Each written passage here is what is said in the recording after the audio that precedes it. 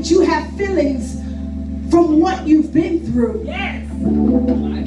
But this is the thing. God says, if you have those feelings and you want to keep them, that's all you will have. All right. You can be angry and upset and never move beyond the trials that you've been through. All right. But he says you can have them and you're justified with your perspective. That we're going back to the people that are bitter in the church. Yes, yes. They have what they've been through and they treating everybody like what they've been through. Yeah. So you can have that perspective and you can keep it, and that's all you'll have. You walk around, this is my issue. And people will start knowing you by your issue. Yeah, yeah. People will start knowing you by what you've been through. And you can keep it, and it becomes your label. Yeah, right, yeah. But he says you can give it to me, let me multiply, and I'll get the glory. All right. I'll get the glory out of your life. And though you, one person, went through all that you've been through, then he gives you the ability to speak to thousands of people and give them your story. This is called multiplication. This is what he does. But if you keep it in your mouth, if you keep it inside, it just festers and you become bitter. But if you start to trust God for your process and trust him to multiply what you've been through, then he will get the glory. And thousands of people will be saved. I know you got testimonies that you don't want. And everybody can't handle your testimony. It's true. But God sees and he knows, and he still says, you are valuable to me. He says, I prefer you. I prefer you. So tonight what we want to do is expel the bitterness, the stagnantness in the body. And we want to say yes to the Lord and allow him to process us so that he multiplies what we have. So in the end, what happens? He gets the glory. Yes, yes. He gets the glory. Lift your hands tonight. He gets the glory. He wants to use you. Though you feel what you have left after being processed is too small, God still sees value in you. Years ago, when I was about 18 years old, I lost my mother. My God.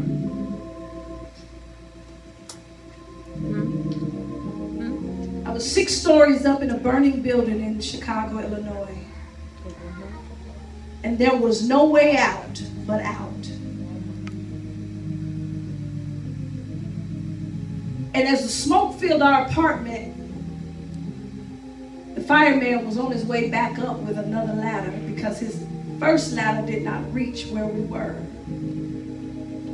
And as I got filled with anxiety and anticipation, I looked at my mother. This would be the last time I saw her alive. I looked at her and I said, I'm going out. God will give you testimonies that you don't want. That's real. Yes, He will. Somebody got to go first. Somebody got to go first. Sometimes it's you. And you're trying to figure out, why me, Lord?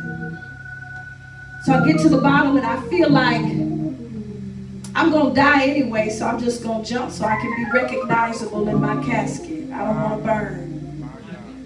I slid down a pole, a beam that ran alongside of the building, 6 stories, and I fell on the 2nd floor. When I got to the bottom, I heard my body crack in different directions. Broke my pelvis, dislocated everything that was located. It was all in the wrong place. Busted, bleeding profusely. And I thought I was dead until I heard the voice of God. My God. God spoke to me softly. He said, I'm going to take your mother with me.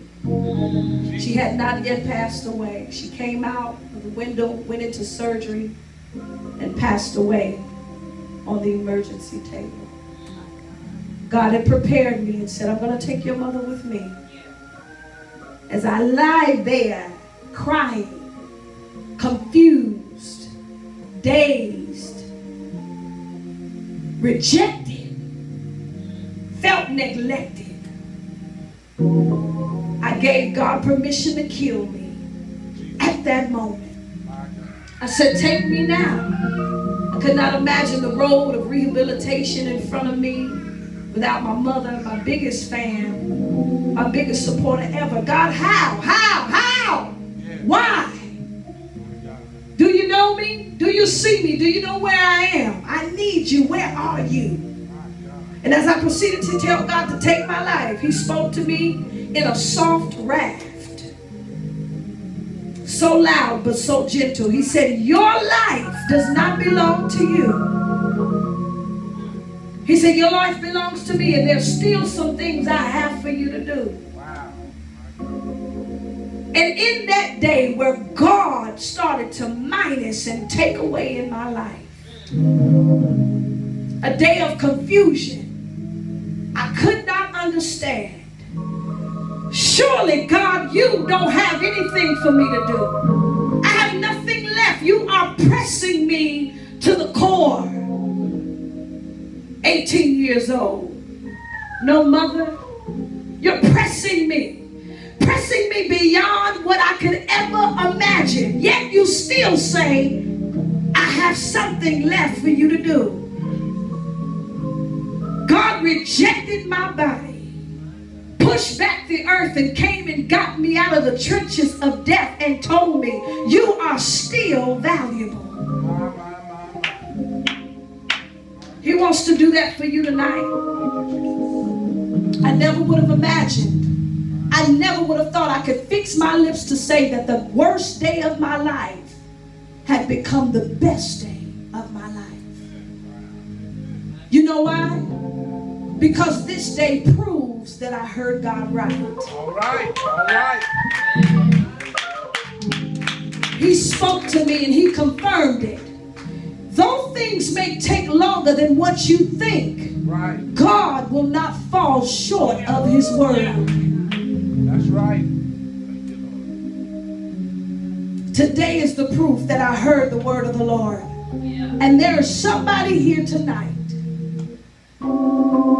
that wants to say yes, but you're afraid.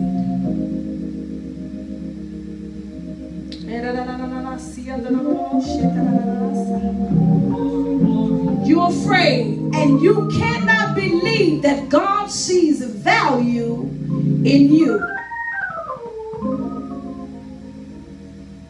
But tonight we're going to pray that you begin to trust God for your process, so that he gets the glory out of your life and he multiplies what you've been through. Now, if you don't want that, don't raise your hand. I don't have an ego. It ain't about me. It's about what he said. All right. And it's about those that want the value to be exited or to be pushed out of their life, so that he gets glory. If you don't want it, don't raise your hand. I ain't tripping. God ain't tripping. It's all in his timing. But if that's you, I want you to meet me at the front so that we can pray.